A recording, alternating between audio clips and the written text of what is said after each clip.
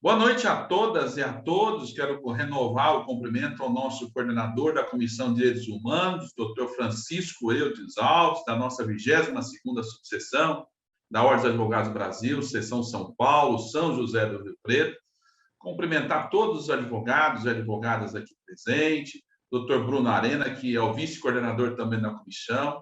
Renovar o agradecimento por todo o trabalho que coordenador e vice-coordenador dedicam a esta comissão, que é a comissão, a única que nós temos previsão no Estatuto da Advocacia, previsto lá na Lei 8.906, diante da importância dessa comissão para toda a Ordem dos Advogados do Brasil. E eu quero também renovar aqui a minha satisfação, a minha alegria de receber, de braços abertos, com muita honra, Dr. Plínio Antônio Brito Gentil, este procurador, este cidadão, que já prestou muitos e relevantes serviços à sociedade brasileira e que nos dá a honra e a felicidade de compartilhar a sua amizade, de estar aqui conosco nesta noite, dividir o seu conhecimento conosco. Este cidadão que já se colocou a favor da cidadania sempre. Então, meu amigo, Dr. Plínio Antônio Brito Gentil, obrigado por ter aceito o convite de estar aqui conosco e conte sempre com as portas escancaradas desta subseção para que você esteja conosco sempre. Portanto, um ótimo evento para todos os amigos e amigas nesta noite.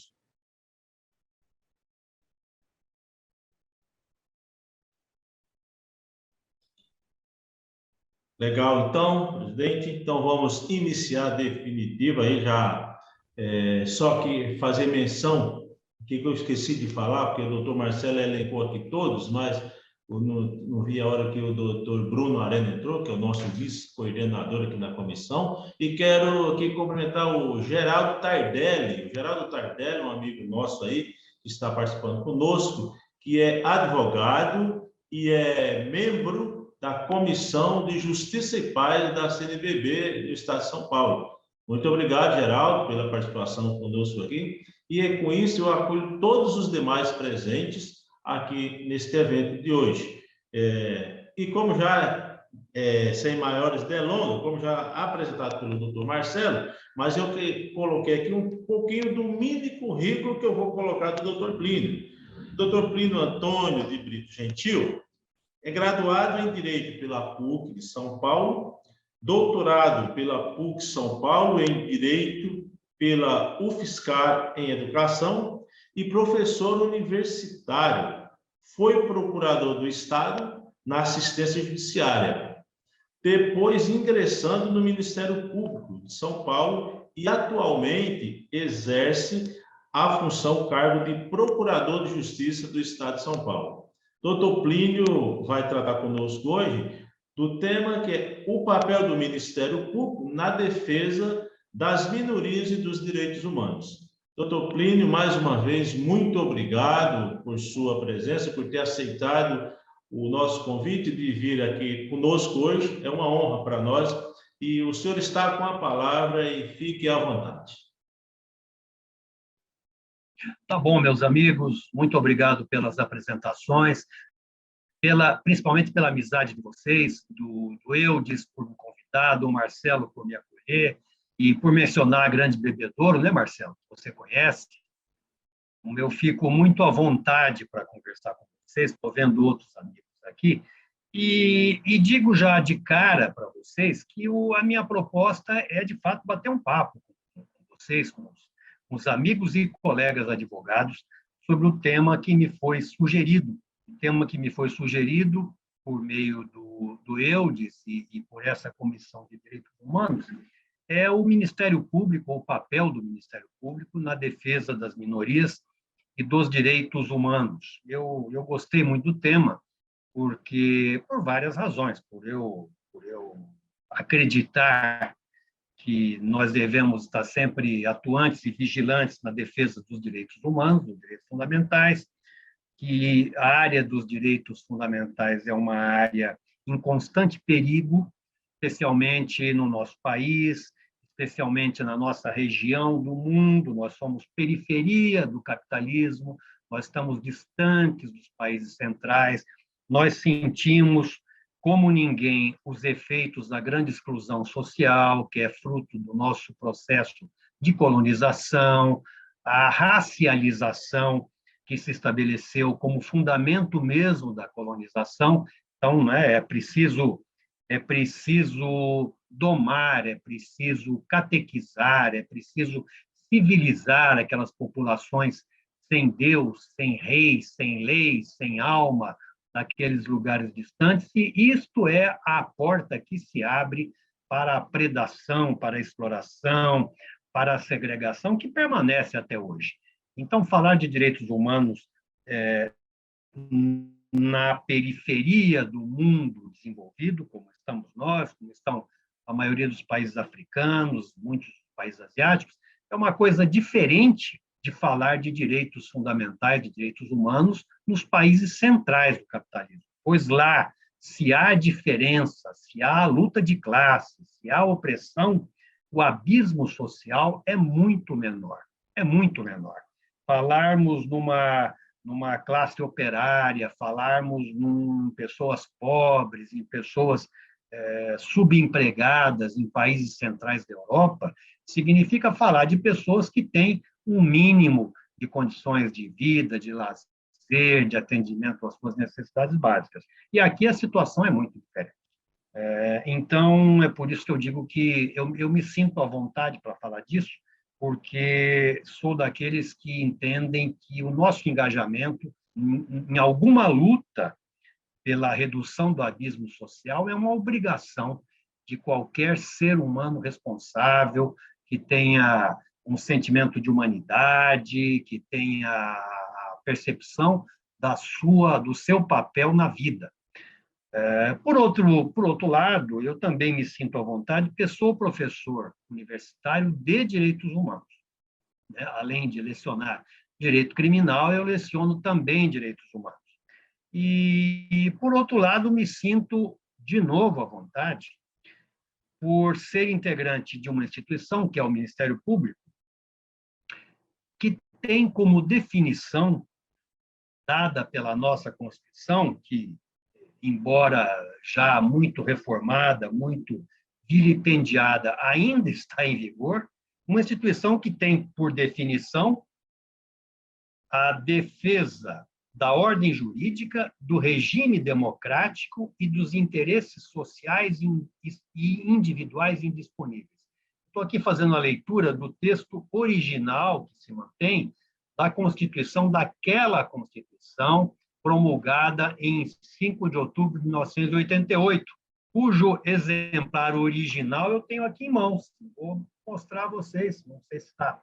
O foco não está muito bom, mas aqui. O Marcelo acho que até conhece, com dedicatória de um grande amigo que foi meu assessor naquela época, porque naquela época, sabe o Marcelo dessa história, eu estava afastado da carreira do Ministério Público, justamente no Ministério da Justiça em Brasília, acompanhando os trabalhos da Assembleia Constituinte. Eu tive a honra, a satisfação, o prazer de estar presente pessoalmente na instalação dos trabalhos da Constituinte e de circular pelos corredores do Congresso durante a elaboração da Constituinte, naqueles anos, precisamente naqueles anos que eu estava afastado da carreira, compunha uma equipe do Departamento de Assuntos Legislativos do Ministério da Justiça.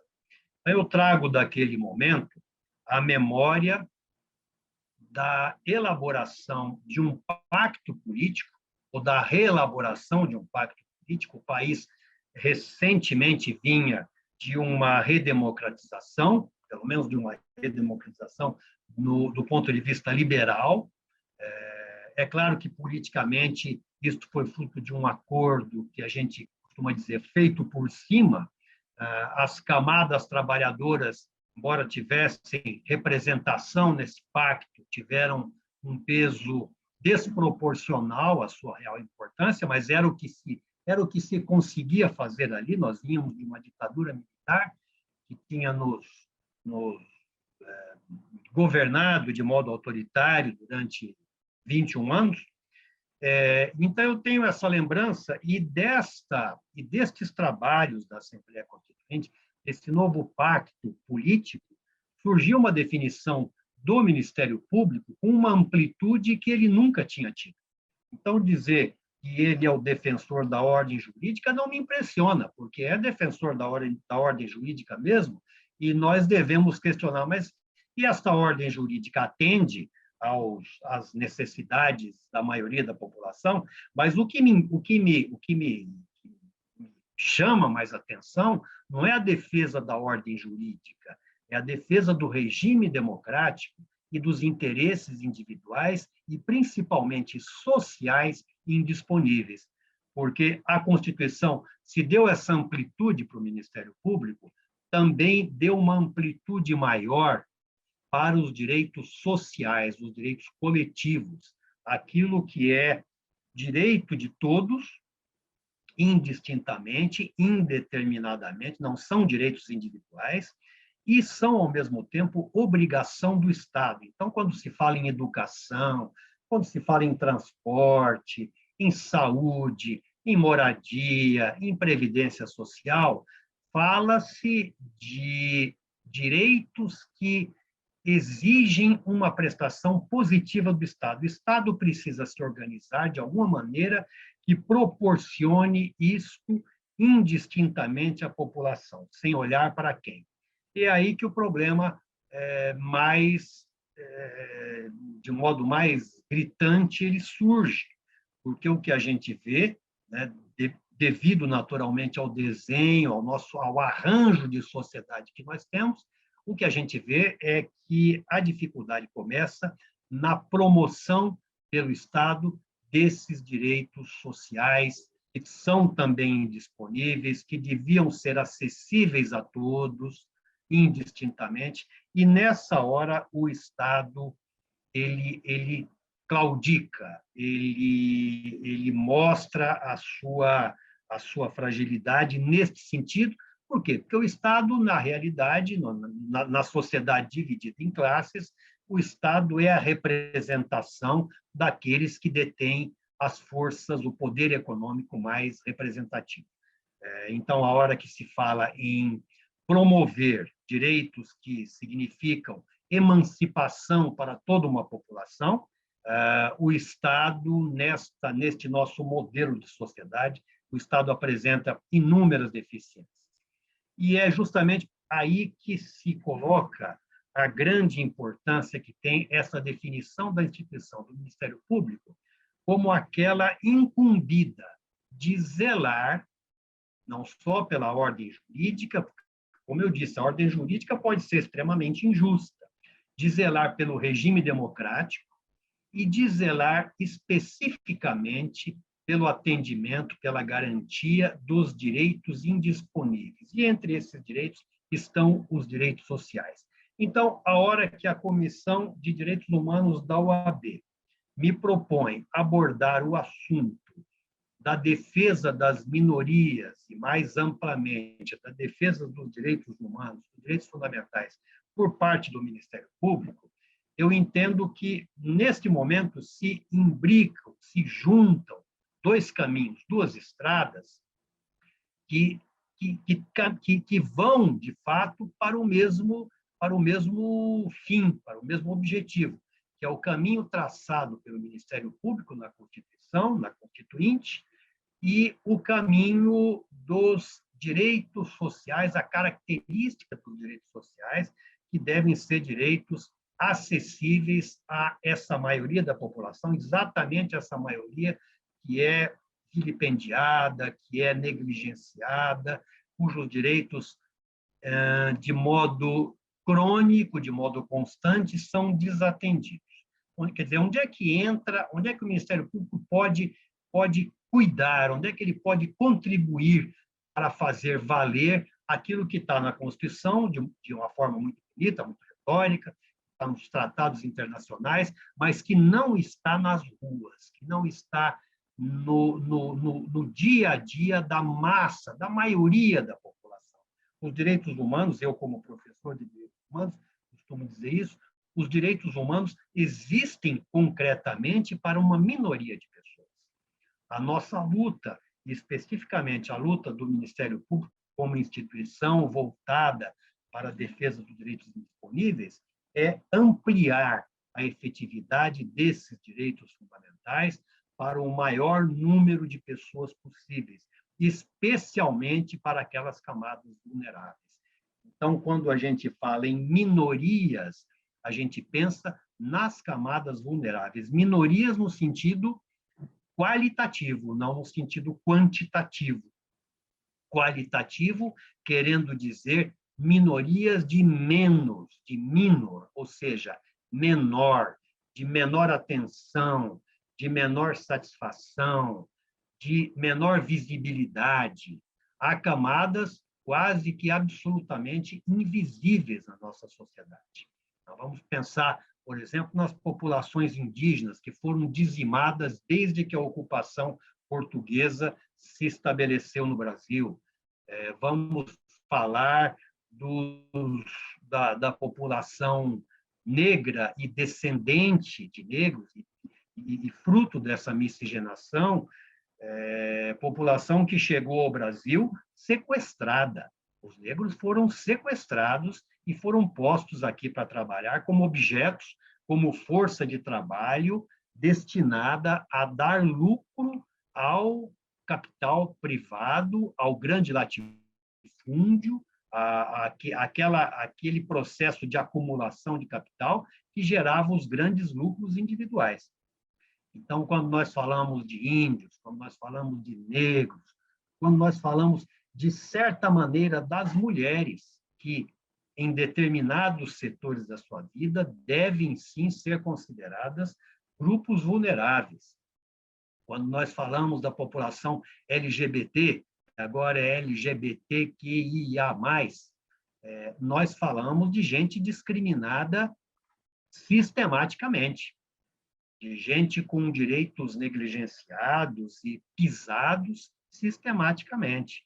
Quando nós falamos de população de rua, de população pobre de uma maneira geral, nós estamos falando de minorias. Onde é que pode entrar, onde será que entra o Ministério Público no sentido de agir em favor do atendimento dos direitos sociais desses grupos e, de maneira geral, de todos aqueles que, por alguma razão, apresentam esta qualidade de vulnerabilidade. Em primeiro lugar, eu quero dizer a vocês, com toda a abertura, com toda a franqueza, que não é simples esta ação. Esta ação não é fácil uma instituição, como não é fácil qualquer entidade, qualquer coletivo, qualquer grupo, pelo usar o caminho institucional, ou seja, requerer em juízo, se fazer presente nas entidades do governo, nas repartições, na administração descentralizada. Não é fácil para nenhuma entidade utilizar o caminho da institucionalidade para buscar direitos para a maioria invisibilizada. Isso não é fácil. Então, existem dois caminhos. O caminho institucional, que é o caminho do Ministério Público, e o caminho paralelo ao caminho institucional, que é o caminho dos movimentos sociais, dos coletivos que agem como instrumento de pressão, que vão às ruas, que fazem manifestações. O MST, por exemplo, é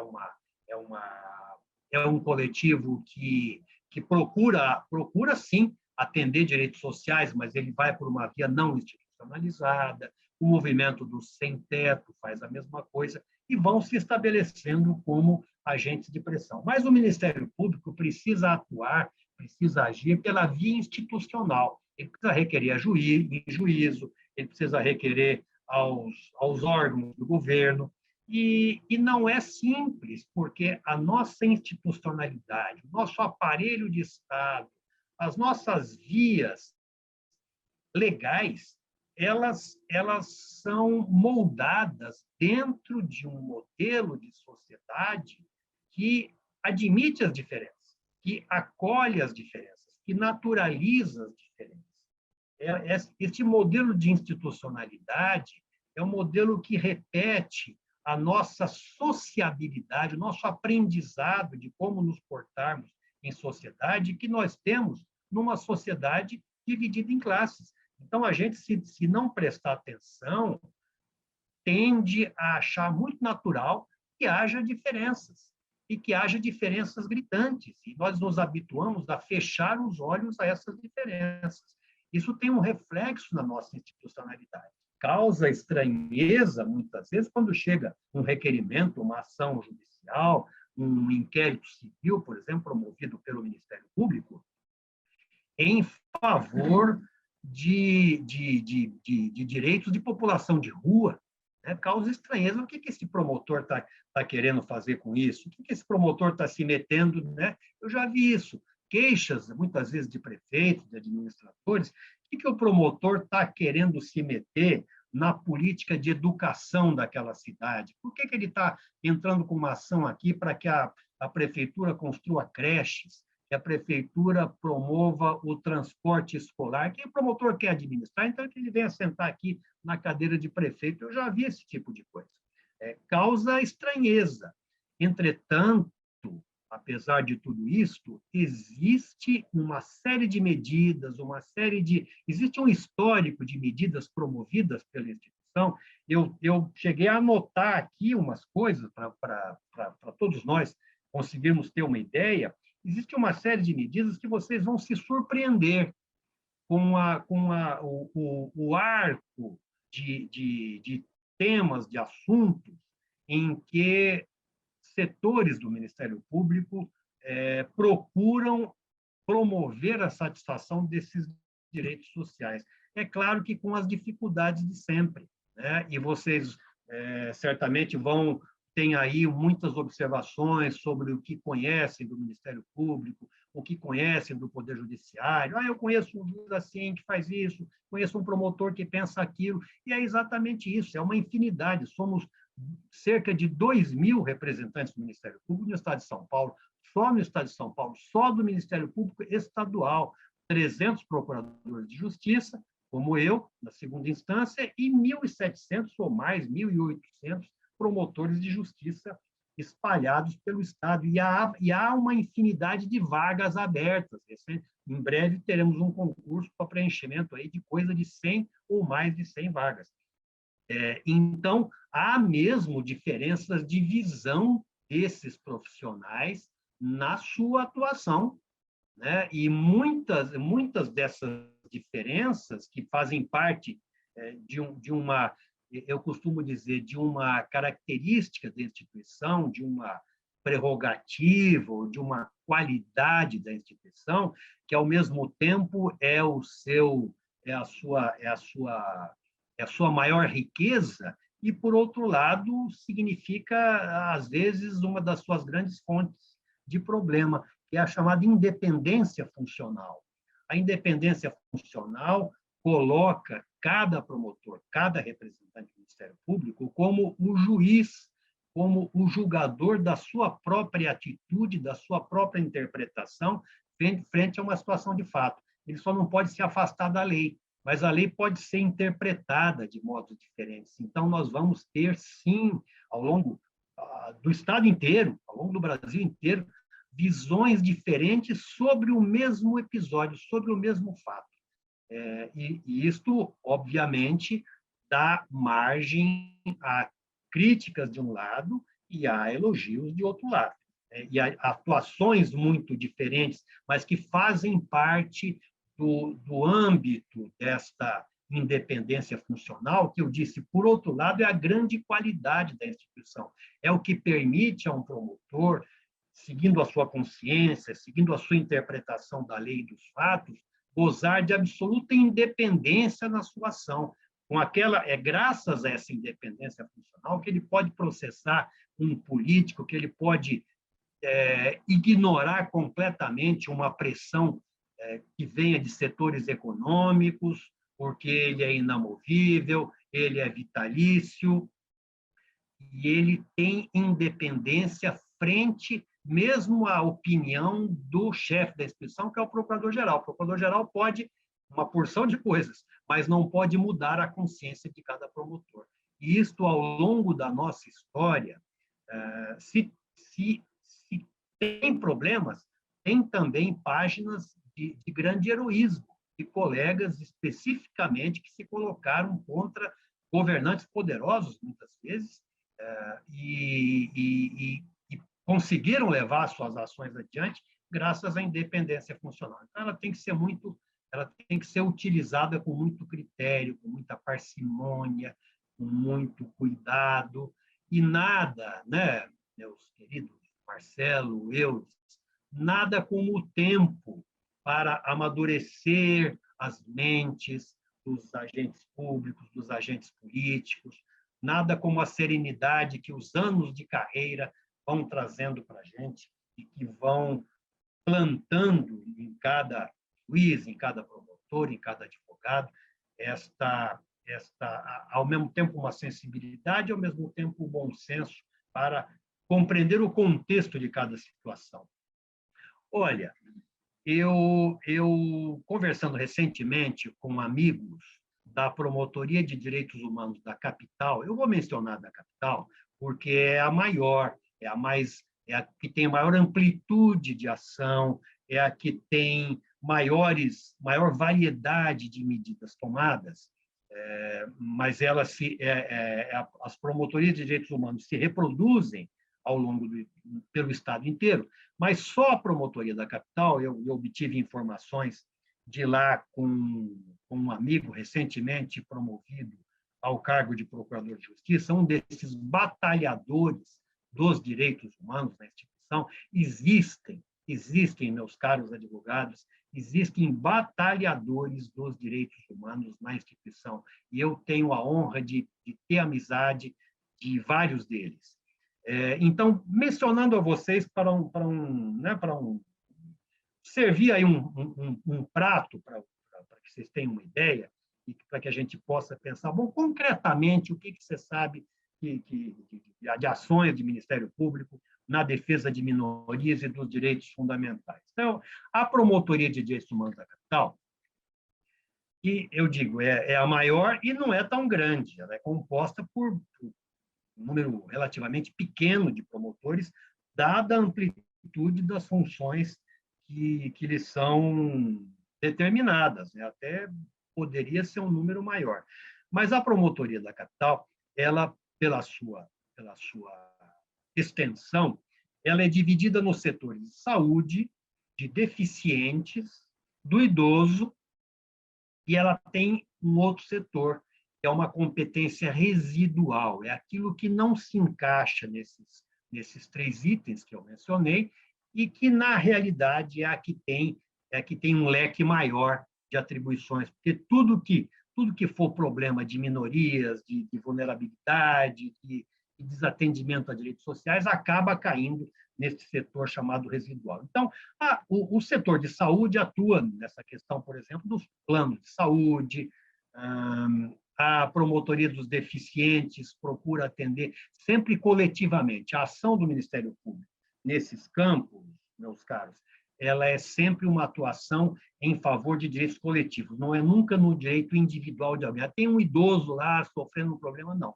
É coletivamente, propondo medidas, verificando se tal entidade está atendendo bem, se há problemas e tudo mais. Então, na área da saúde, na área dos deficientes, na área do idoso, da população idosa, e na área residual. E há setores próximos que não compõem propriamente a promotoria de direitos humanos, mas que também atuam com direitos sociais. Um deles é o grupo especializado em educação, chamado GEDUC, na capital. No interior existem os promotores que têm atribuição com educação. Eu falei aqui, aleatoriamente, que promotor entrando com ação para a prefeitura construir creche, fornecer transporte escolar. Este é um exemplo, eu estou falando de um exemplo que tem nome e tem endereço, né? E é próximo de nós. A atuação de um grande promotor, que hoje é promotor de São José do Rio Preto, e era promotor em outra cidade, que foi um batalhador e foi um vitorioso em muitas dessas ações no atendimento ao direito à educação pelo município. Então, eu disse, paralelamente à promotoria de direitos humanos, tem vamos chamar assim, a promotoria de educação e a promotoria de urbanismo, que trata das relações de uma sociedade urbanizada, do arranjo das cidades, do que é possível ou não no ambiente urbano e tudo mais. Mas, no âmbito propriamente da promotoria dos direitos humanos, neste campo residual, por exemplo, tenho notícia de atuações da promotoria da capital no atendimento a moradores de rua. O número de moradores de rua na capital de São Paulo, em São José do Rio Preto, isso aumentou muito, o número de moradores de rua. Na capital, hoje há aproximadamente, estima-se que 35 mil pessoas morando na rua. Né? Não é pouca coisa, é a população de uma cidade. Quantas cidades de Macaubal, meu querido Marcelo, caberiam nesses 35 mil habitantes de rua? Isso se agravou, pessoal. Pois é, 4, né? Isso se agravou especificamente, a gente às vezes precisa ver a questão, ver o problema e ver a origem, a partir da reforma trabalhista do governo Temer. Foram famílias e famílias inteiras morar nas ruas de São Paulo. E a Promotoria de Direitos Humanos está atenta a isso. Ela verifica, por exemplo, a legalidade ou a estrutura, a regularidade daquelas entidades que prestam assistência a esses moradores de rua. Ela já, por mais de uma vez, acionou a prefeitura para cobrar políticas públicas em relação a esses moradores de rua. E, especificamente na região da Cracolândia de São Paulo, quem conhece São Paulo sabe muito bem disso, e quem não conhece também já ouviu falar da Cracolândia, é a céu aberto, moradores de rua, dependentes, enfim, de drogadição, há um comércio de drogas em relação ao qual não são apenas medidas policiais que devem ser tomadas. Em relação à Cracolândia, existe uma atuação muito insistente da Promotoria de Direitos Humanos, especificamente tentando evitar, com ações judiciais, tentando evitar uma ação policialesca, especialmente da Guarda Civil Metropolitana, da Guarda Municipal de São Paulo. E eu alerto aos queridos advogados, as guardas municipais, nós não estamos prestando atenção a isto, e nem estou falando contra as guardas municipais, mas em alguns momentos, em alguns lugares, né, não se pode generalizar, elas estão extrapolando a sua ação, estão agindo como polícia de investigação, como polícia ostensiva, ultrapassando a sua função, que é a guarda do patrimônio público municipal. Eu chamo a atenção porque, muitas vezes, isto é foco de outros problemas. Né? Se nós reclamamos de excessos da polícia propriamente dita, nós temos que prestar atenção a este avanço na atuação das guardas municipais em relação a atividades que são próprias das polícias. E esta ação do Ministério Público na Cracolândia é justamente para impedir que a Guarda Municipal de São Paulo atue lá como polícia. Atue, e essa atuação é uma atuação que se verifica a todo momento. E nestas ações, o Ministério Público, pasmem vocês, não tem tido sucesso. Tem sido negado o pedido do Ministério Público dos Direitos Humanos para impedir a ação da Guarda Municipal de São Paulo na Cracolândia, ou para impedir uma ação policial da Guarda Municipal. A Justiça da capital não tem dado guarida a este pleito do Ministério Público, mas o pleito existe, né? Há promotores batalhando para evitar isso, exatamente para evitar a violência, para garantir os direitos fundamentais daquela população, porque se a gente pensar, né, ninguém quer saber da Cracolândia, mas o problema ali é muito mais social e político do que policial. Se pretendermos dar soluções policiais àquele problema, vamos aumentar a violência e não vamos solucionar o problema. estou só dando um exemplo. Em relação a esses moradores de rua, também há atuações, como eu já disse, do Ministério Público, na verificação das entidades, em parceria com secretarias de serviço social, de assistência social, com um diálogo muito próximo, inclusive com parlamentares da Câmara Municipal de São Paulo, da Assembleia Legislativa, em relação à população LGBTQIA+. Por exemplo, eu sei da criação por ação, por atuação conjunta, mas com a participação da Promotoria de Direitos Humanos, da criação de coisas que talvez essa notícia não chega, né? Mas de centros de acolhimento para essas populações, especialmente quando estão na rua. Então, aí você junta duas negações de direitos, a negação do direito à moradia e a negação do direito à igualdade, de que é vítima a população LGBT. Então, LGBT na rua. Foram criados alguns centros de acolhimento por insistência do Ministério Público. E uma outra coisa também, há em andamento o inquérito civil procurando soluções para a população LGBTQIA+, encarcerada, que é um subproblema do problema do superencarceramento. Se o superencarceramento já é um problema, o encarceramento da população trans, da população LGBTQIA+, é um grande problema dentro de um outro grande problema. E há um inquérito civil do Ministério Público da capital procurando saídas, procurando políticas públicas para enfrentar esta questão. Uma outra atuação do Ministério Público em Direitos Humanos também diz respeito à chamada justiça de transição.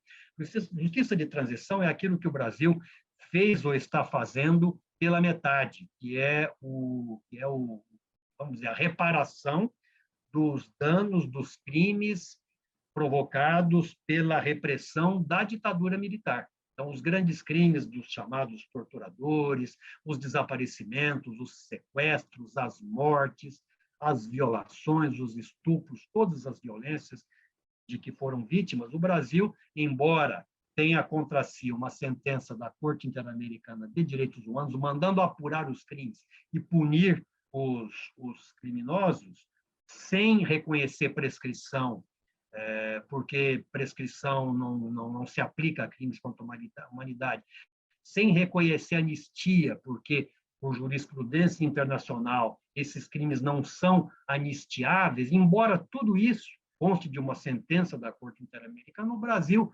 criminalmente, não puniu nenhum torturador. Para não dizer que não puniu, recentemente, e a exceção confirma a regra, tanto que virou notícia, eu levei aquilo para aulas de direitos humanos, agora, há uns meses, houve uma sentença condenando alguém, não sei quem, por um crime de sequestro de alguém que desapareceu, obviamente está morto, mas como nunca reapareceu, quem é advogado criminal sabe disso, o crime é tido por permanente e, por conta disso, escapa daquele entendimento que tem sido o entendimento majoritário na jurisprudência brasileira contra a jurisprudência internacional, de que aquilo está prescrito. Não está prescrito porque a vítima não reapareceu. Se não reapareceu, ela continua sequestrada. Se continua sequestrada e eu sei quem é o sequestrador, eu posso condenar o sequestrador. E foi isso que aconteceu. Mas foi uma sentença, uma única. Pois muito bem, essa justiça de transição se faz por meio da atividade penal, que é esta que eu disse que é praticamente nula, embora haja inúmeras ações do Ministério Público Federal, aí é o federal, denunciando esses crimes, mas sistematicamente essas ações são trancadas por habeas corpus, alegando anistia, alegando prescrição, mas, por outro lado, há reparações civis também para esses danos. Uma das mais conhecidas, coisa de 2 ou 3 anos atrás, acho que 3 antes da pandemia, a pandemia vem e muda a nossa noção de tempo, né? Parece que o tempo não passou. Coisa de uns 3 anos atrás, foi notícia, mas não foi noticiado suficientemente, um termo de ajustamento de conduta. Eu estou dizendo isso porque é o instrumento normal para se fazer isso. Pode ter sido uma outra coisa.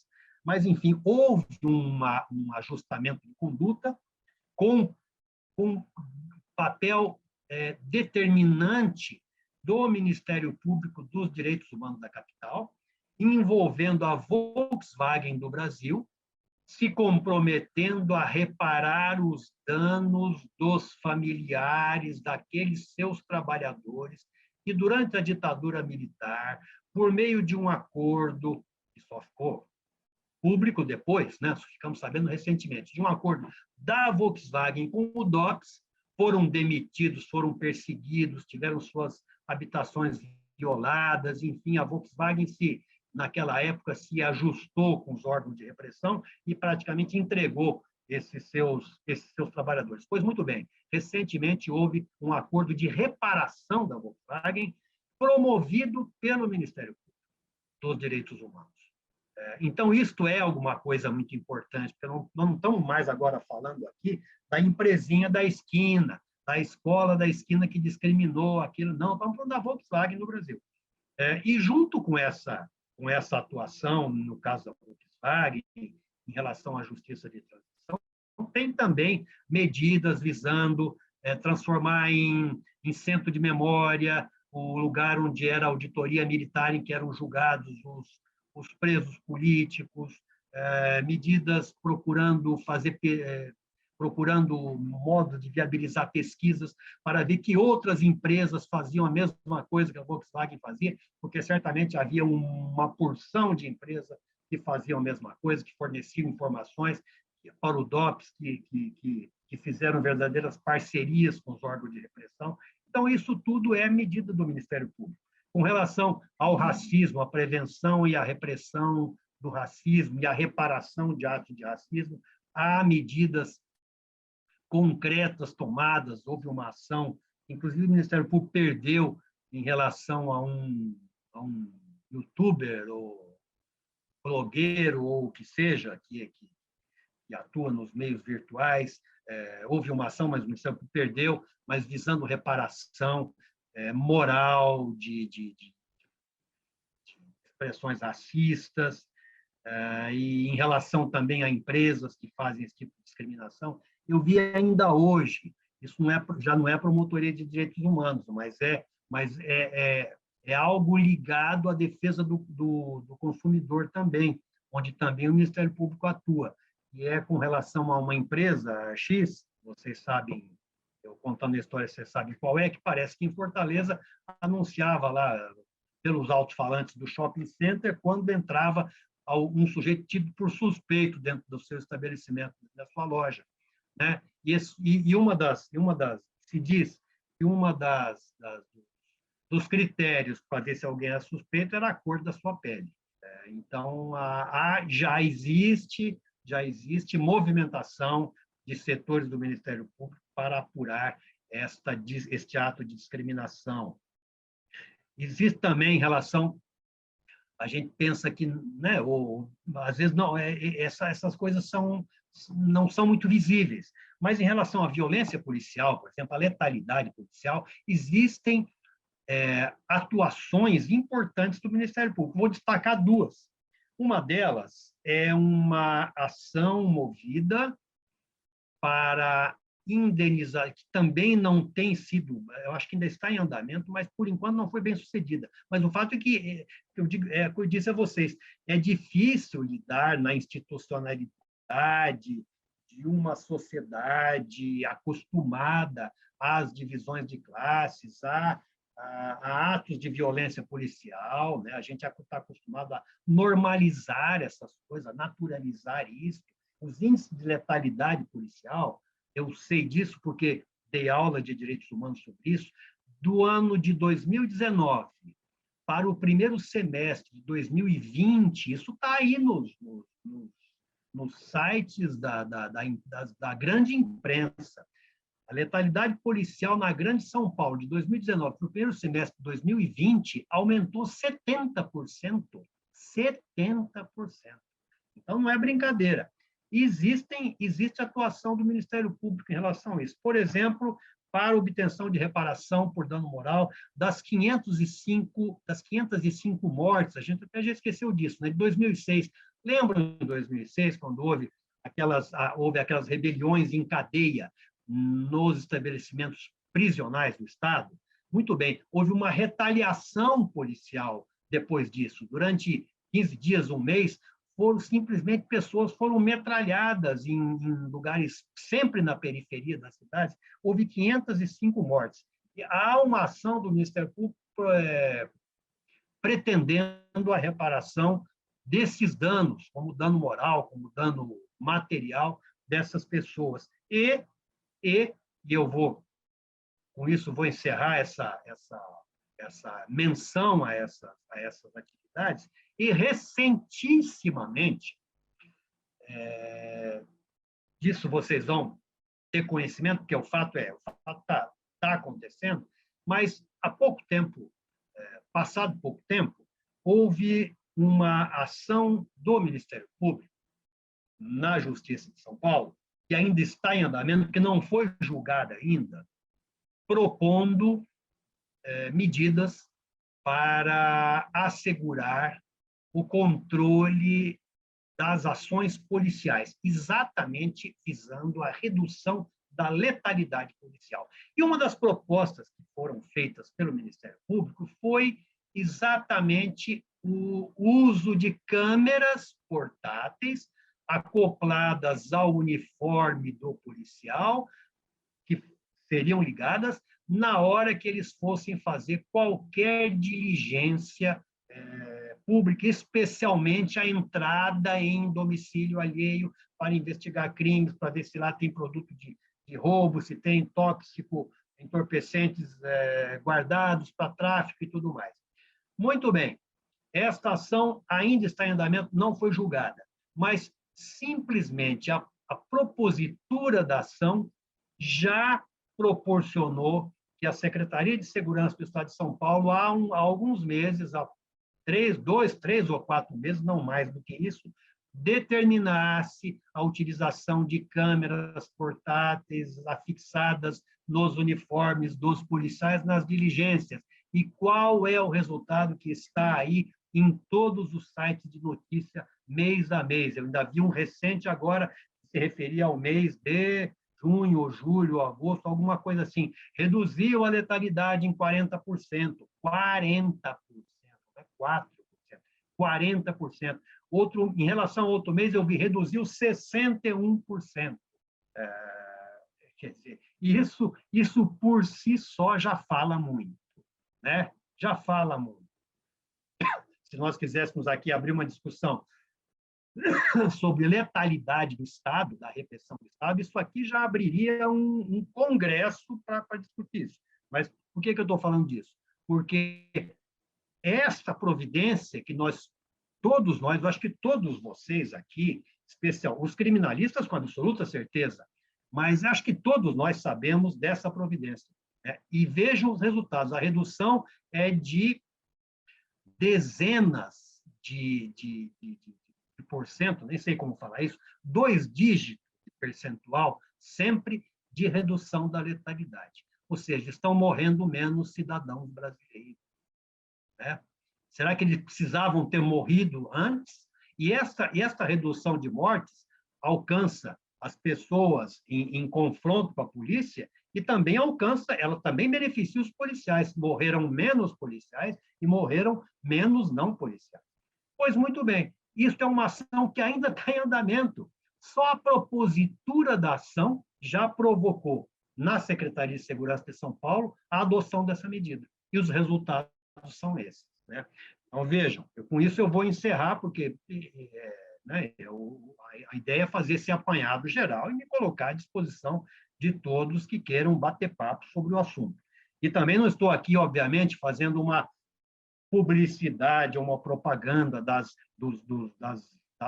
ações, das medidas da instituição. Mas como o tema que nós estamos tratando é a defesa, por parte do Ministério Público, das minorias e dos e dos direitos fundamentais, eu tenho obrigação de mencionar a todos vocês estas ações pontuais, são algumas que eu tenho conhecimento assim recentemente, né?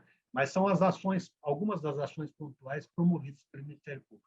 Há dificuldades, há diferença de modo de pensar de promotores. Em 2000 há muitos modos de pensar diferentes. Há modos de interpretar a lei diferentes, há modos de interpretar a lei diferentes, né? Como eu disse, a independência funcional é um grande benefício que dá liberdade, que dá envergadura e, ao mesmo tempo, pode representar um problema. Mas é o que é a maneira com que a fórmula imaginada para esta instituição, a partir da Constituição da República, a partir dos trabalhos da Assembleia Constituinte, de um novo pacto político, que foi o que era possível ser na época, nos legou. Eu acho que resta a nós, profissionais do direito, OAB, Ministério Público, todas as instituições, toda a sociedade, movimentos sociais, coletivos sociais, igreja, cabe a todos nós uma vigilância constante, uma atuação constante. Eu costumo dizer, e agora eu concluo mesmo, costumo dizer para os meus alunos de direitos humanos, e é aquilo que eu digo para todas as pessoas com quem eu dialogo, eu digo o seguinte: olha, direitos humanos não são uma questão só que a gente tem que ver depois que houve a violação. Puxa, que tragédia, olha essa fome, morreram de fome, crianças morreram de diarreia, a mortalidade infantil no Brasil cresceu nos últimos 3, 4, 5 anos, que horror, o que nós vamos fazer? Mas a principal defesa dos direitos humanos começa antes da violação acontecer. Ela é pré-violatória, ela é uma luta afirmativa, ela é um protagonismo. Nós temos que agir para que eles sejam efetivados. E não há uma forma melhor de defender os direitos humanos do que praticá-los, do que estarmos engajados sempre numa mobilização que não pode parar, que é permanente, sempre, dia e noite, 24 horas por dia, 7 dias por semana, zelando, cobrando, pressionando, atuando, para que eles aconteçam, para que eles sejam efetivados, né? Porque a violação já é um fracasso. Se houve uma violação, sim, tem que haver uma reparação, mas a violação já é um fracasso. A ação principal é uma ação antes da violação acontecer, para que eles sejam, né, eu comecei falando que os direitos sociais necessitam de uma ação afirmativa do Estado e da sociedade. Então, nós temos que estar mobilizados para que essa ação positiva, afirmativa do Estado e da sociedade ocorra sempre, sempre, sem intervalo, sem cochilo, sem parada. E isso exige a nossa vigilância, a nossa atuação permanente. Muito bem, meus caros, meus amigos, amigas, advogados, colegas advogados, né? Somos colegas, somos todos advogados. E assim eu concluo, acho que eu já até fui longe demais, essa minha explanação, e coloco, se vocês entenderem que é hora de bater papo, me coloco à sua inteira disposição. Obrigado pelo convite, ao AB, à Comissão de Direitos Humanos, muito obrigado pelo carinho da recepção, de todos e todas vocês, do Eudes, do Marcelo, de todos os que estão aqui, todos vocês, o meu grande abraço, muito fraterno e muito amigo. Nós que agradecemos, doutor Plínio Antônio de Brito Gentil, nós agradecemos a sua disponibilidade. Eu acho assim que todos nós, por mais que alguns aqui com certeza conhecem muito mais do que os outros, mas essa informação, essa exposição de que o órgão do Estado, aonde atua, como atua, aonde que podemos bater a hora que necessário for, como instituição também, fica mais fácil, né, para organizar aquilo que a gente faz em defesa da pessoa, né? Muito obrigado, doutor Plínio, pela sua disponibilidade e explanação aqui para nós.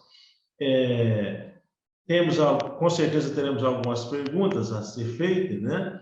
As pessoas vão poder me perguntar alguma questão. Eu tenho uma, mas eu vou deixar o pessoal deixar à vontade aí para quem quiser dirigir alguma pergunta, algum questionamento ao doutor Plínio. Está aberta a palavra àquele que desejar.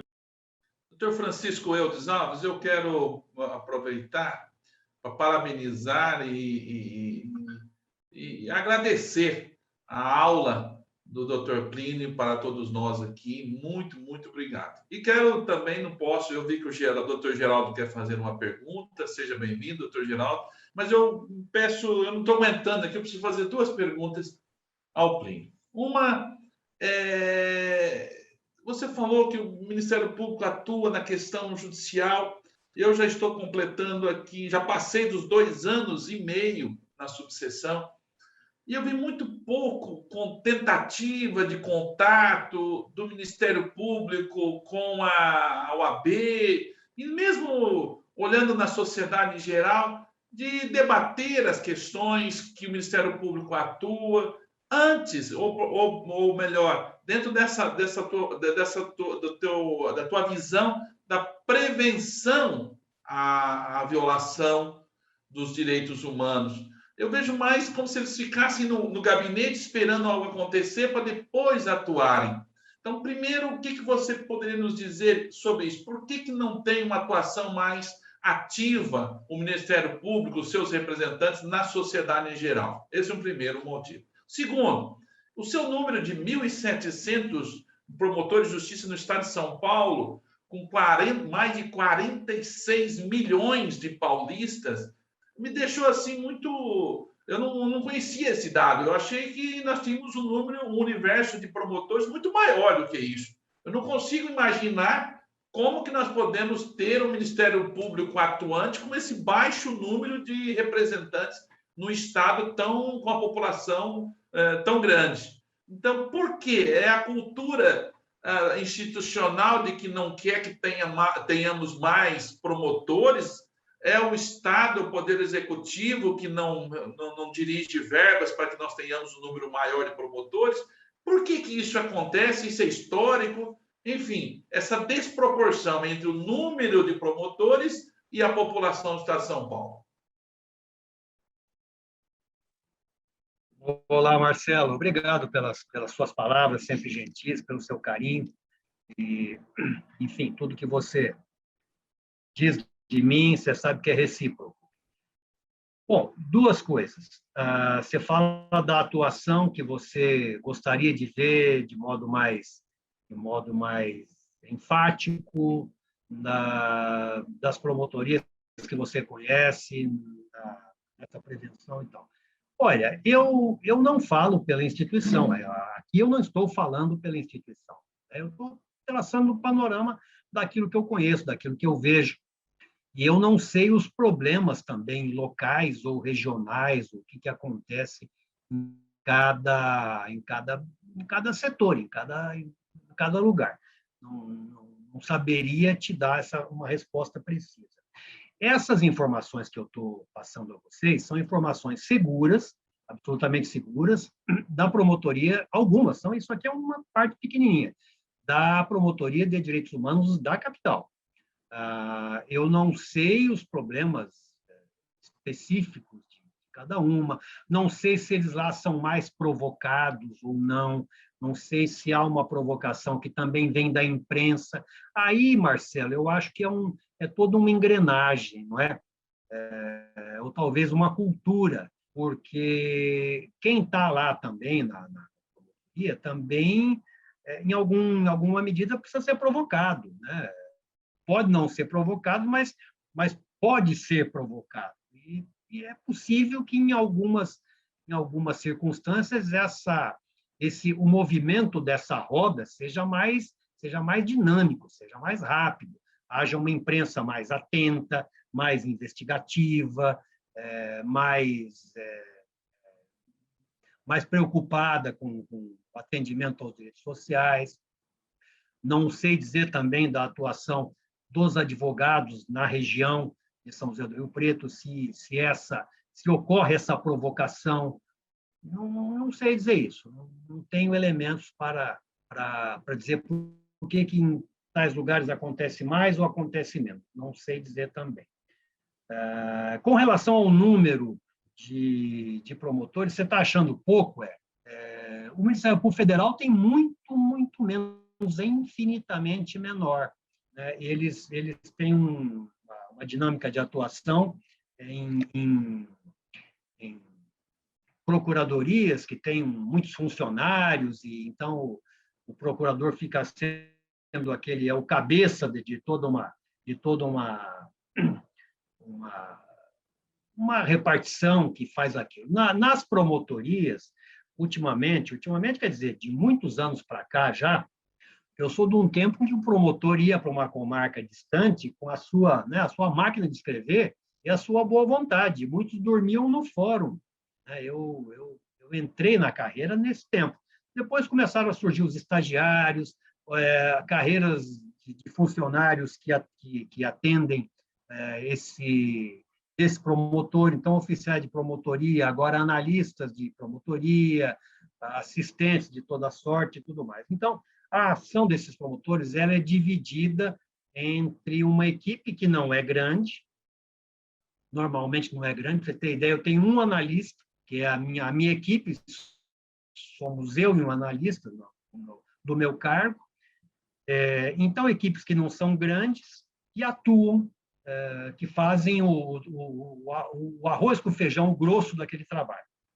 O promotor fica como uma espécie de chefe daquele grupo. E uma dificuldade crônica é a questão a criação de cargos exige verba orçamentária, existe previsão orçamentária, né? Porque junto com os cargos virão salários, virão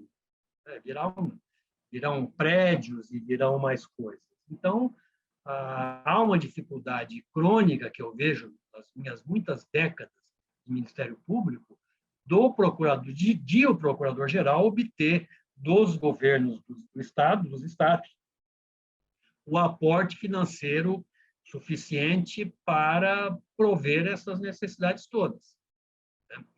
Por exemplo, para abrir um concurso para promotor, agora nós temos aí perto de, eu falei, 100 vagas, deve ter até 100 vagas e mais do que for vagando no meio do caminho.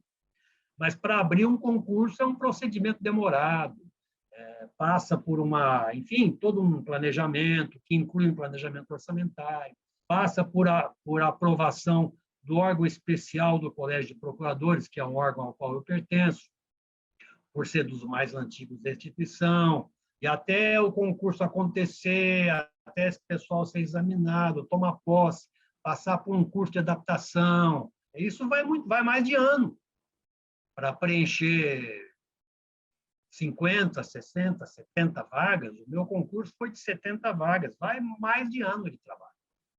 Então, o Ministério Público, assim como as grandes instituições públicas, ele é uma máquina que se movimenta muito lentamente, as coisas acontecem ali muito devagar.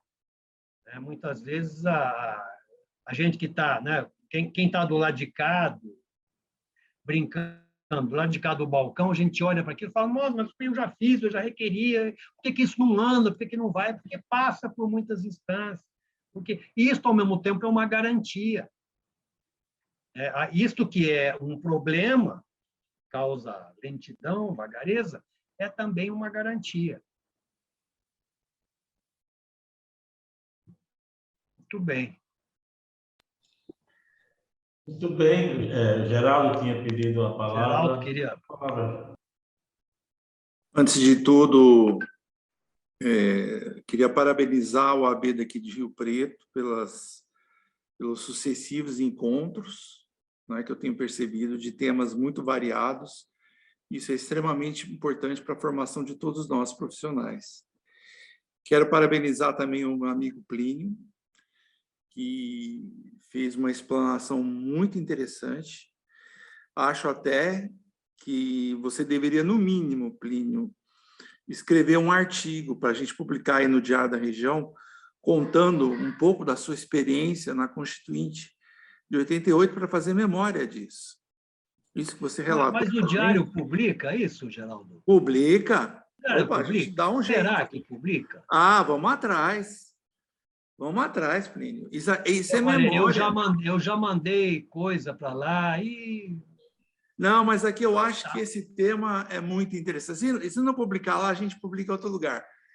Porque realmente é história, e as pessoas não sabem a história da Constituinte, e é uma Constituição muito agredida, né? Muito agredida.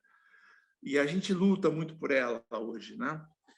Então, parabéns, Plínio, foi muito interessante. E antes da pergunta, eu quero dar um testemunho. Ontem à noite, eu assessoro o grupo de defesa dos direitos indígenas na Comissão Justiça e Paz. E a gente teve uma reunião ontem à noite, eu faço assessoria jurídica deles, né? A gente vai entrar com amigos curi em várias ações do Ministério Público.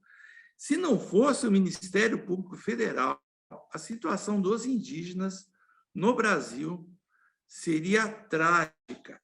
Seria trágica.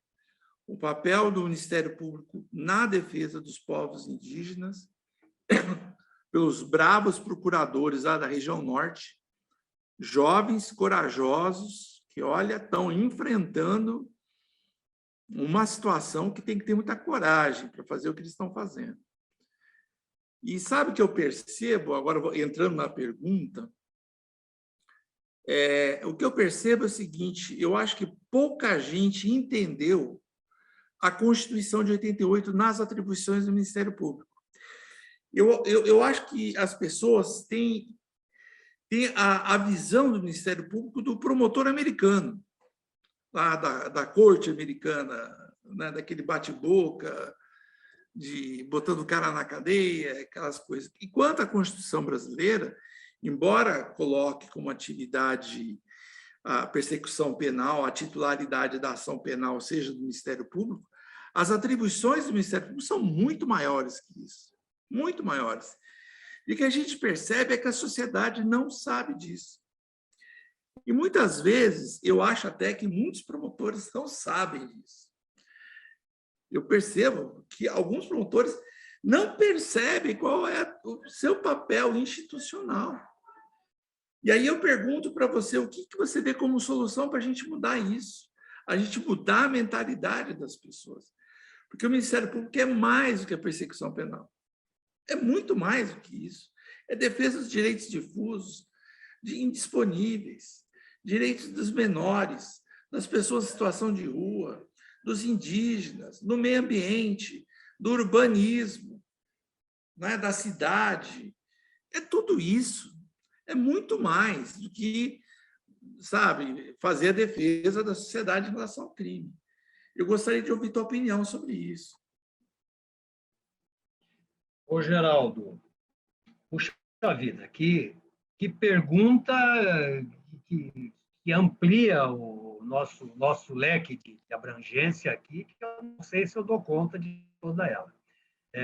Em primeiro lugar, eu me disponho assim a escrever a contar sobre a experiência da Constituinte. Eu tenho uma caixa aqui comigo de papéis até hoje,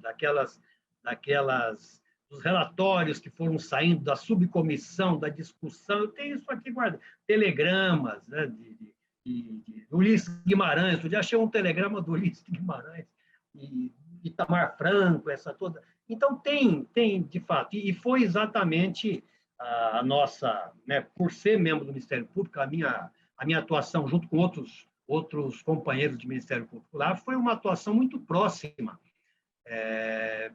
exatamente da elaboração do capítulo do Ministério Público. A gente, informalmente, assessorava, informalmente assessorava, quer dizer, a gente almoçava e jantava com ele, com o deputado Plínio de Arruda Sampaio, nosso amigo, amigo do Marcelo Henrique, que tantas vezes nós nos encontramos, né, Marcelo? E ele era o relator da subcomissão. Então, a gente fazia o texto da proposta da Constituição, gozado falar isso, né? Mas muitas vezes sentados à mesa de jantar do Plínio, no apartamento funcional dele em Brasília. Então, tem muita coisa para contar, né? Muita história nesse ponto. Eu me disponho, sim, a isso. Falei meio brincando, meio sério, mas será que a imprensa está interessada nisso, né? Mas, enfim, aí fica... A gente publica de algum jeito.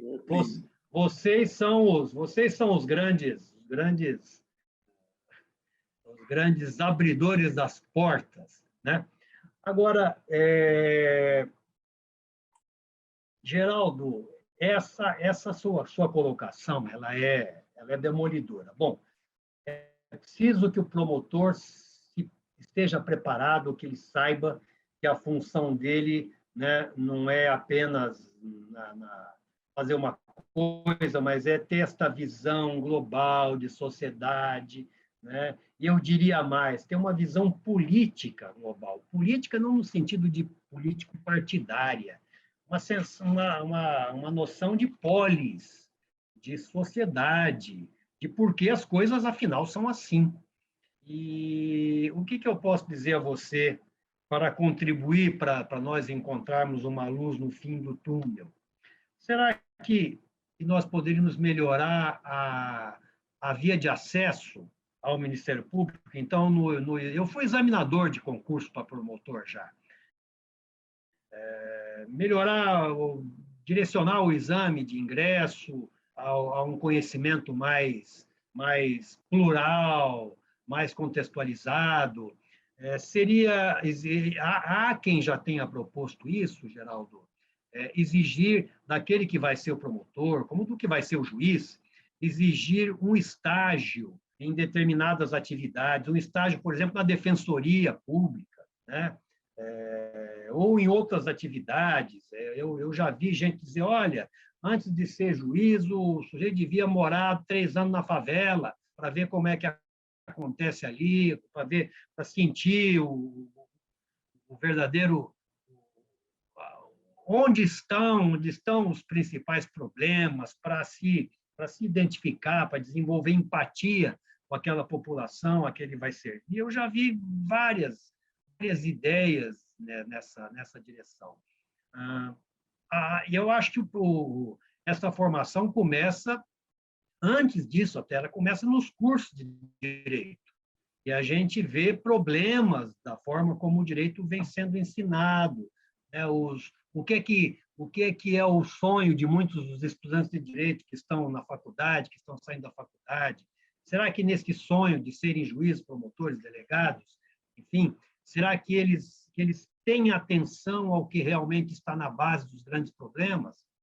A gente vê muitos iludidos com a própria institucionalidade, achar que não, basta aplicar as leis, as nossas instituições estão preparadas para aplicar as leis, e as leis trazem o que nós temos de melhor. Nem sempre. As nossas leis são as leis que reforçam um determinado sistema social. Um sistema social em que a imensa parte da população passa dificuldades. E dentro dessa imensa parte da população, nós temos partes dela que hoje estão comprando osso para roer o osso. Gente, se isso não for negação de direitos humanos, eu não sei o que é, né? Agora, como nos prepararmos para isso? Como preparar, e não é só o promotor, eu vou ampliar aqui, como preparar o advogado para estar pronto para lidar com isso, para cobrar, porque o advogado cobra, né? O promotor não faz, o juiz pode dizer, não, o promotor tal não faz, o juiz tal não faz, mas você cobra, né? Você cobra. Uma coisa que eu vou dizer, eu não sei como é que tem funcionado, mas eu estou convidado aqui para falar com vocês, para bater papo com vocês. Eu estou me abrindo completamente com vocês aqui. Eu acho, né, não sei se isso tem sido feito, mas eu acho que este tipo de inclusão, Marcelo, eu e tal, deve ser feito com outros colegas da instituição, né? De primeira instância, de segunda instância, colegas aposentados que foram advogar, que hoje são advogados, mas que têm aí 30, 40 anos de Ministério Público. Eu acho que esta via de mão dupla tem que se transitar por ela. Não estou falando isso, mas estou dizendo, já estou adiantando que não sei se este intercâmbio tem sido praticado, mas eu acho que ele deve ser, deveria ou deve ser praticado, né? Então, vamos trazer para cá, vamos chamar alguém para ouvir o que nós temos, nós, né? Vocês, advogados, eu me incluo, porque eu sou advogado, né? O que nós temos a dizer. Legal. Isso, né? Concluiu, Plínio? Você concluiu a resposta do... Seria impossível concluir essa resposta. Vamos dizer que eu parei. Tá bom, então. É que o doutor Marcelo De Luca quer fazer uma pergunta também, ele já pediu ali, mas só eu respondendo para o doutor Plínio, que exatamente isso que está acontecendo hoje foi quando o advogado, doutor Marcelo Henrique, nos procurou como candidato à presidência da Ordem, no nosso humilde escritório, lá naquela portinha que você foi uma vez, lá na Floriano Peixoto. Olha, eu fiz essa... o Marcelo, para chegar para a gente e mandar a gente ser candidato, ele é o campeão. Então, ele mas eu quero concluir ele assim. sabe identificar o candidato. Eu quero concluir assim, que eu questionei ele, que sendo o presidente da Ordem dos Advogados do Brasil em São José do Rio Preto, se ele tinha disponibilidade de fazer acontecer isso que está acontecendo hoje. Porque eu questionei para ele assim, que eu sentia essa necessidade da nossa ordem de promover esse tipo de evento, de trazer pessoas com conhecimento para nos ensinar, para nos formar. É exatamente isso que está. Eu estou respondendo assim para o doutor Plínio, de que o que está acontecendo hoje é exatamente isso que a gente tem. E pela Comissão de Direitos Humanos, com a oportunidade que ele deu, a gente temos feito isso, buscado, né? Estamos aí com uma série de encontros desses, tratando de direitos humanos, meio ambiente, uma série de outras questões. Por isso que o doutor Plínio também está aqui. Mais uma vez, obrigado. E com a palavra, o doutor Marcelo De Luca, para a sua pergunta, doutor. Obrigado. Bom, primeiro, parabenizar o doutor Plínio pela explanação aí, né, pelo entendimento, pela sensibilidade, né? Essa questão da independência funcional, tem uma questão com relação àquele processo de trainee do Magazine Luiza, né, que eu me lembrei disso agora, que teve aquele trainee para gerentes negros, e aí a Defensoria Pública da União, através de um defensor, entrou com uma ação contra o Magazine Luiza, pedindo indenização, pedindo a fixação de multa e tal. E aí depois, quando houve uma avalanche de ações contrárias à Defensoria Pública, ele se fundamentou na independência funcional e tal. Mas, enfim, o que eu queria saber a sua opinião sobre um caso mais prático, né, que, na minha visão, fato pior do que esse foi só a questão da escravidão na história do Brasil, que foi justamente os testes feitos na Prevent Senior com relação o kit Covid, e que morreram idosos e acabaram escondendo, varrendo debaixo do tapete, né? Eu queria saber a sua opinião sobre esse caso, e também sobre a questão que eu li esses dias atrás, num livro Presos que Sangram, sobre a questão também do absorvente para presidiários femininos do estado de São Paulo. Então, é só a sua opinião sobre esses dois temas aí. Muito bem. São temas bomba, né, Marcelo? a questão dos absorventes, a questão da Prevent Senior. Olha, eu vejo, na questão da Prevent Senior, eu vejo um cenário de muito supostamente ilícitos penais, né? Acho que todo mundo vê isto, né? No mínimo, negligência, para falar o menos. Vamos ver no que é que isso vai resultar, mas eu não tenho dúvidas de que isso, né, ficando configurado os elementos de infração penal, não tenho dúvida que as medidas deverão ser adotadas, até porque não tem como, né? Isso é público, isso é tão conhecido que não dá para escapar.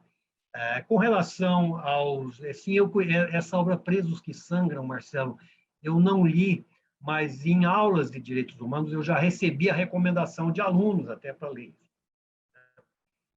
E volta e meia existe algum seminário tratando do problema das mulheres, a dificuldade de dificuldades básicas, né, no cárcere, que é a obtenção de absorventes. Eu acho que isso é um dever do Estado, absoluto dever do Estado. Mas aí você vai certamente ampliar, inevitavelmente, ampliar essa discussão para a questão do encarceramento, né? Quantas pessoas nós encarceramos hoje no Brasil? Entre presos provisórios e presos condenados, cerca de 800 mil pessoas. Nós fomos o terceiro, éramos o quarto, somos o terceiro país a encarcerar no mundo. Terceiro país a encarcerar no mundo. E eu posso afirmar isso como procurador criminal, que recebo lotes de processo semanalmente, a nossa criminalidade não diminuiu, né? Ela não abaixou, então não é por aí.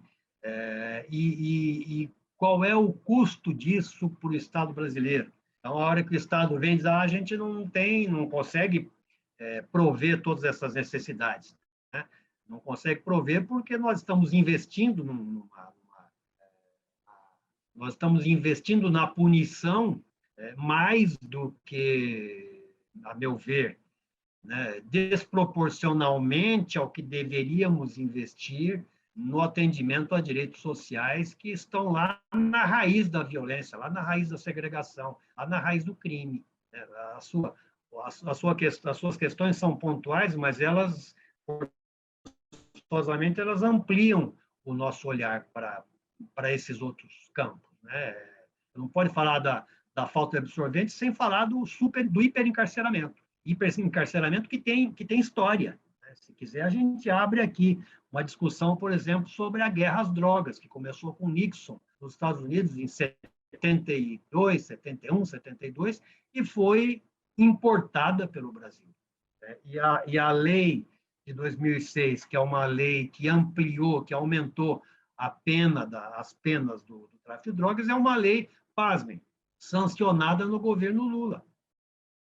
Então, você veja que a ideia do punitivismo é uma ideia que perpassa as ideologias de governo, se implanta no nosso imaginário, na nossa narrativa simbólica de sociedade, independentemente de quem esteja no governo. Isso é um problema mais amplo. Isso dá um seminário aqui, né? E falando nisso, eu quero só responder ao Eudes. Eu não estou dando ensinamento nenhum, dando aula nenhuma, não estou ensinando nada para vocês. Quem sou eu para ensinar alguma coisa para vocês? Estou aqui me dispondo a debater um assunto que é nosso.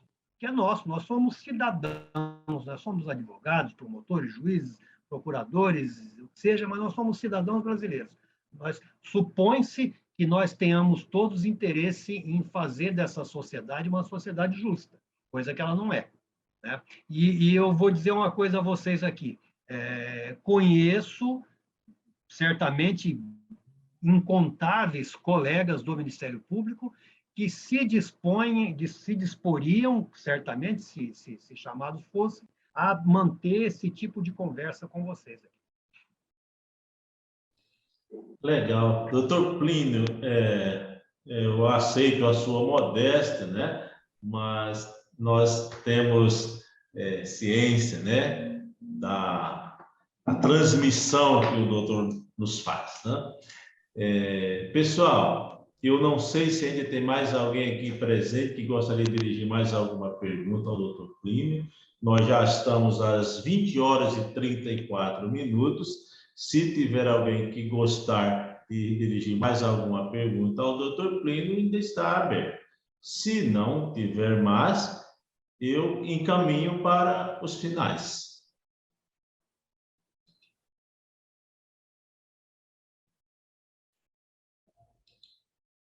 Opa, apaguei, fechei minha tela aqui, sem querer. O silêncio a gente entende como uma concordância, né? Então, Em matéria criminal não é isso não, viu? Mas aí, em matéria de direitos humanos, não quer favorecer o menor.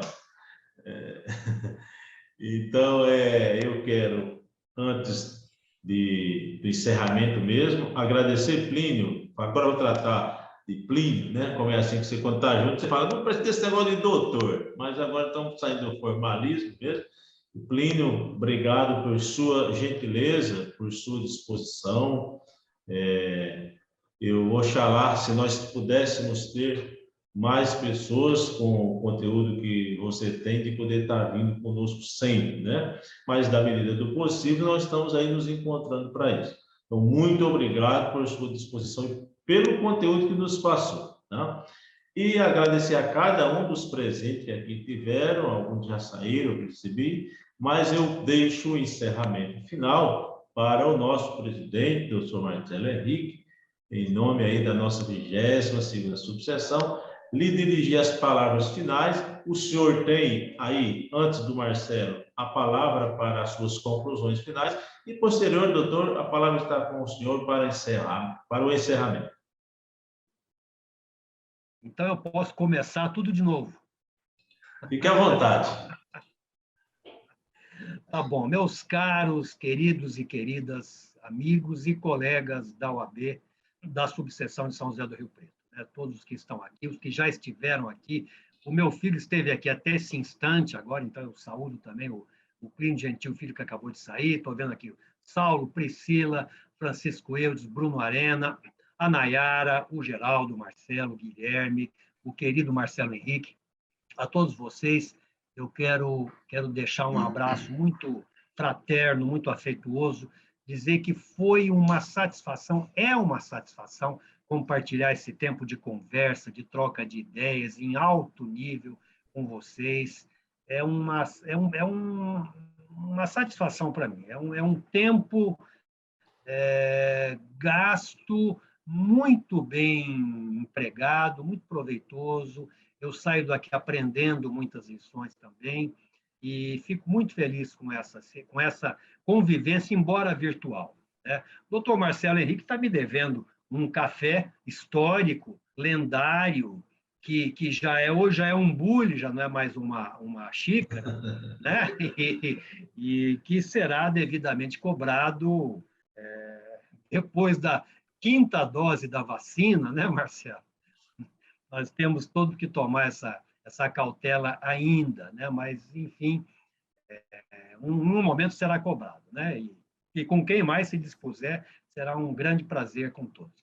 Agradeço muito ao AB, o seu presidente, o caríssimo Eudes, da Comissão de Direitos Humanos, todos vocês aqui que se dispuseram a trocar ideias, e me coloco sempre à disposição de vocês. O que eu falei aqui é o meu pensamento, é um resumo do meu pensamento, da minha visão sobre o problema, e sempre à disposição para conversar com vocês. Agradeço muito, tenham uma boa noite, uma boa semana, e vamos tocar para frente.